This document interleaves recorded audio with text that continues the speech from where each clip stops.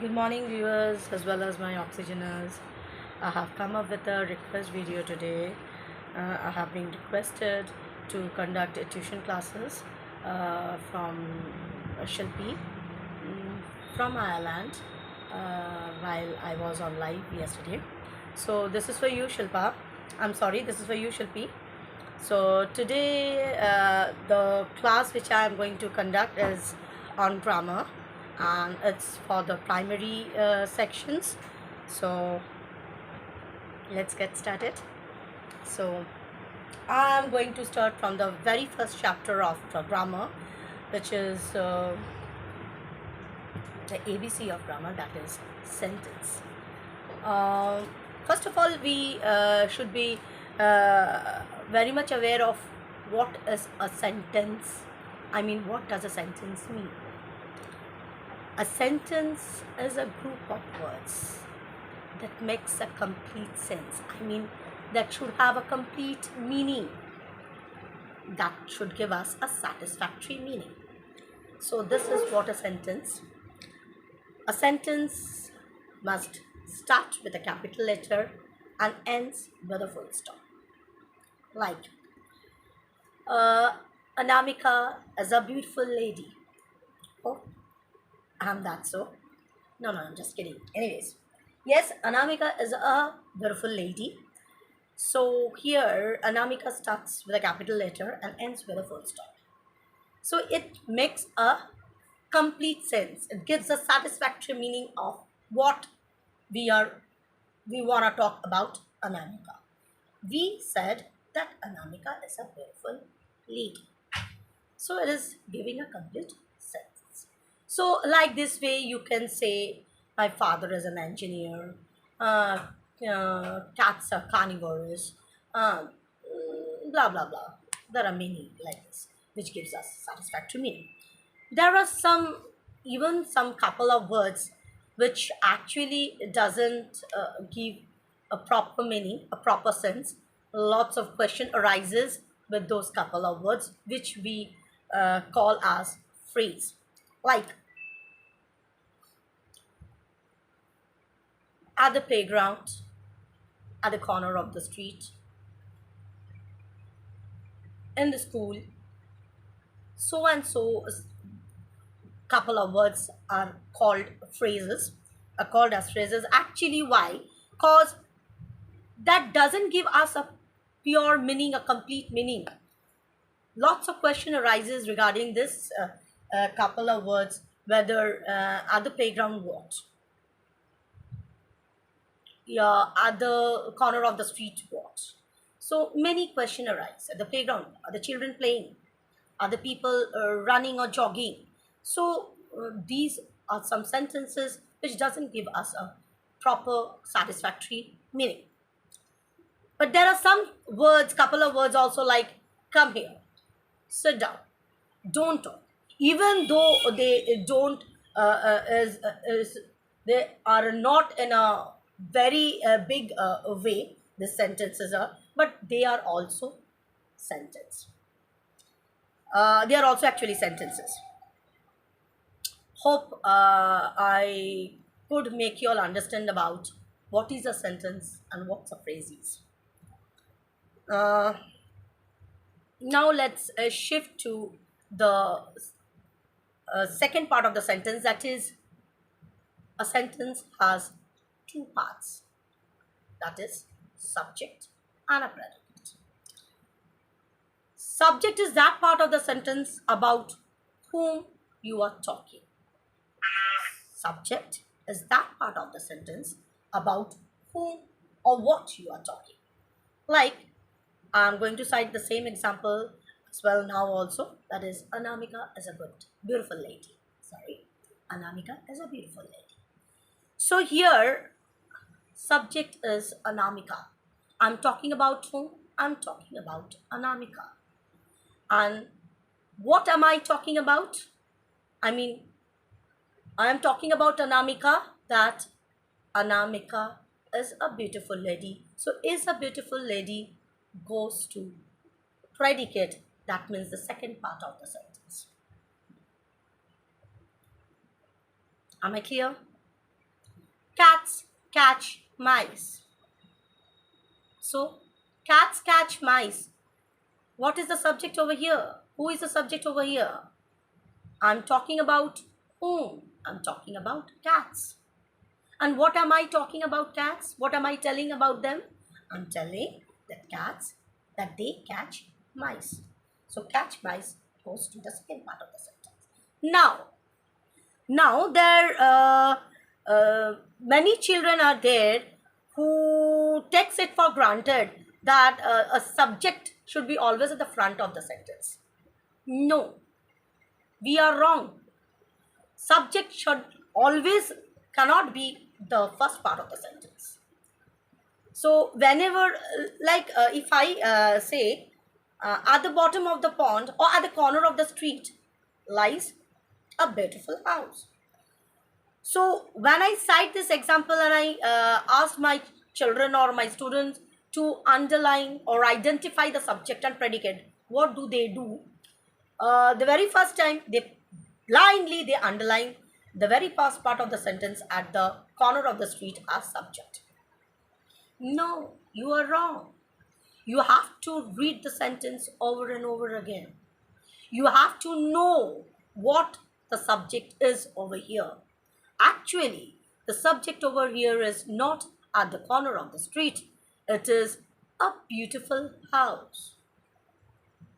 So, here the subject goes a beautiful house, whereas a beautiful house, what I'm talking about the beautiful house, I'm talking that it lies at the corner of the street. At the corner of the street goes for the predicate. Am I clear to you? Hope I'm clear. So this is what many students do when they are being taught a subject and predicate. The first mistake they do is that they take it like this way, that a subject should be always at the first part. No, there is nothing like that, that subject should always be in the first part. So we should read the sentence and we should understand what is the subject about. Shall I go to the next now? Sure. Now comes the kind of sentences, right? The kind of sentences, actually there are 4 kinds of sentences. Number 1, assertive, declarative, or you can tell it as statement sentence. The second one, imperative sentence. imperative, imperative sentence. The third one, exclamatory sentence. That is exclamatory, exclamatory sentence. And the fourth one is the interrogative sentence. That is interrogati, interrogative sentence.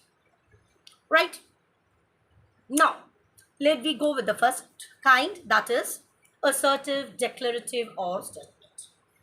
This is a sentence where we declare, where we officially declare something like, my mother is a good cook. So, what is your mother? My mother is a good cook. Statement sentence.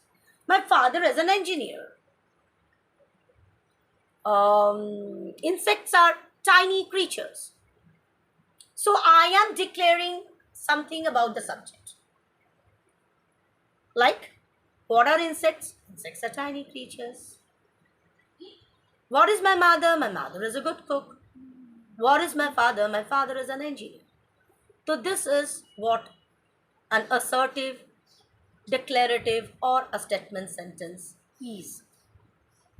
Now let's get to the second kind.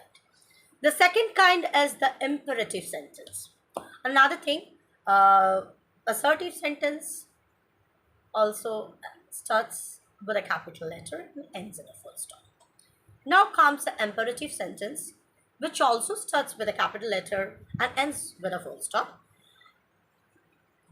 Imperative sentence has 4 types, means they express 4 things, like a request, an advice, a wish, or a command.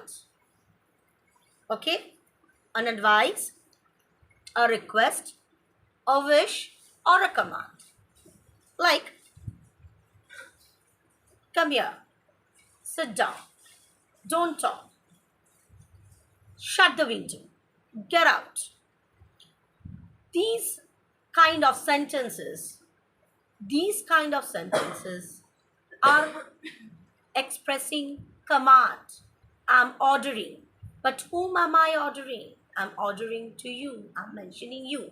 Now, in this case, in this part of sentence, I want to get back to subject and predicate again. In subject and predicate, when you are asked to identify the subject or predicate, then this kind of sentences come where the sentence has no subject. I'm sorry, it's where the sentence has a subject, but it is mentioned to you. So these kind of sentences where you are told keep quiet and you are told to identify the sentence. Divide it into subject and predicate. There, so the whole thing goes for the predicate. Keep quiet. I'm telling to whom? I'm telling to you. In this case, what are we going to do? We are just going to underline the whole sentence as predicate, and we put a bracket, and within that bracket, we just mention you, because these are being told to you. This is being told to you. Am I clear? So imperative sentences are specially what? Are meant to you. It is mentioned to you. For that reason, these sentences, whenever is given, these sentences, whenever are given, these sentences should all go for the predicate, and you should be mentioned in the bracket as the subject. Am I clear? So now again, to the imperative sentence. So imperative sentences, one type which we told, the first type is the command type, where we are commanding or ordering you. The second one, give me a glass of water, please. Please pass me the jam. So the sentence where please is mentioned to you is a request sentence. I'm requesting you. I'm requesting you to pass me the jam. I'm requesting you to give me a glass of water. So there, when I am requesting you, it goes for the imperative sentence where please is mentioned. It's a request sentence, but it is imperative. Right? Now comes the third type of imperative sentence, that is the advice. Advice like what? Have medicines on time. Never tell a lie. Always speak the truth. Respect your elders.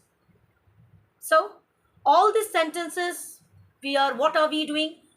Advising. We are advising. So, these sentences are imperative sentences where we express a piece of advice. Okay, fine. The fourth type of imperative sentence. The fourth type of imperative sentence is a wish. May you live long. May God bless you. May you prosper. All these sentences mention you, and it's a wish from my part that you live long. May God bless you. May you prosper. All these sentences are a wish. So this is also an imperative sentence. So am I clear to you with the imperative sentence? And this imperative sentence also starts with a capital letter and ends with a full stop. Hope I could make you people understand about the imperative sentence. Now we are coming to the third kind, that is the exclamatory sentence. Exclamatory sentence is a sentence which expresses some sudden feeling of mind. Like, suppose, alas, the dog is dead. Shh, the baby is sleeping. Oh, what a beautiful picture. Ouch, I hurt my leg. So these sentences where you have an exclamatory sign. An exclamatory sign means a khadi pie and a dot. That means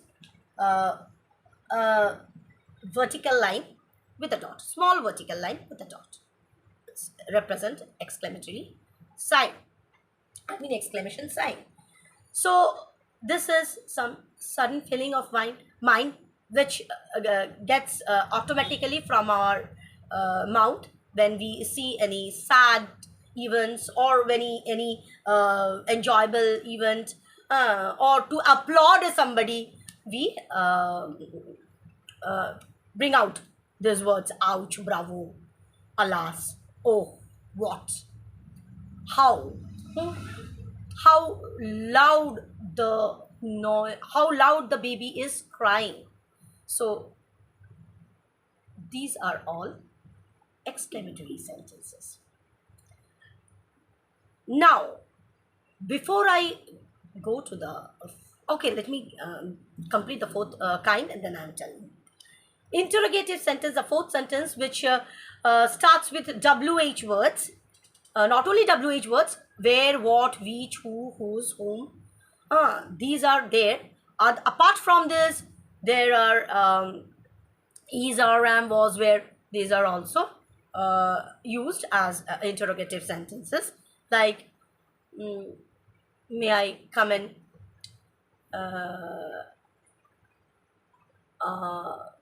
Am I to talk to you? Then where are you going? Which is your book? Who is your friend? Whom are you talking to? So these are all interrogative sentences. Now the thing what happens when children are given the punctuation marks and are told to identify the sentence, it becomes very easier for them to identify them. Cause exclamatory sign, whenever we see that exclamatory sign, we get to know that it is exclamatory sentence, and we, without reading the sentence, we write down. Or question sentence, when we see the question mark, we write down. We get confused with the two sentences, that is assertive and imperative. But that also not too very hard, because imperative sentences always mention you, so that also not very hard. But when I give my students to identify the kinds, I never give like this way. I never punctuate the sentence. I never give the punctuation. I give them like this way. I tell them to punctuate the sentence and then identify their kinds. Then it becomes for the children compulsory to read the sentence and then understand whether it is exclamatory, interrogative, or imperative or assertive. So this is what I do. Or otherwise, putting the punctuation makes the children easier to make out what kind of sentence this is. Hope you all understood the kind of sentences. Now I will go for the last thing of the sentence, that is the negative sentence and the positive sentence. I mean confirmation. Wait, that I need to, for this I need to open the thing. I don't think here I will get negative sentences. I don't think I will get here. এখানে তো ইয়ে চলে আসছে, তোর adjective ফ্যাক্টিভ চলে আসছে। নেই নেই নেই নেই এর মধ্যে নেই, পুরো সেন্টেন্সটাকে আমি ইয়ে করতে পারছি, কভার করতে চাইছি। Anyways, negative sentences in which we mention no, not, such words. Like, she is not in the class. She is not in the class. That means she is not in the class. She is in the class. That means it is in a positive way, that she is in the class. Then like this way, you can say, it is also portrayed like this way, like, you are a good player, aren't you? See, both in a positive as well as in negative way. You are a good player. It means I'm saying you are a good player. And again, I'm saying, are not you? That means তুমি একটা ভালো player, তাই নয় কি? और हिंदी में बोलने से तुम एक बहुत अच्छा प्लेयर हो, क्या ये नहीं? क्या नहीं हो? तो sentence can be expressed both in positive as well as in negative. Though I'm going to continue this negative and positive sentences, I mean confirm sentences, which is in a positive and negative sentence, in my next video or in my next class. I'm going to end up with this now.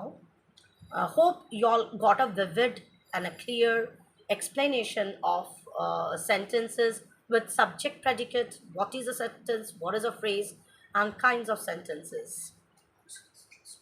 Hope I could make you all understand. And for Shilpi, would like to get the feedback from you, how you like my class. So, of course, would wait for your feedback.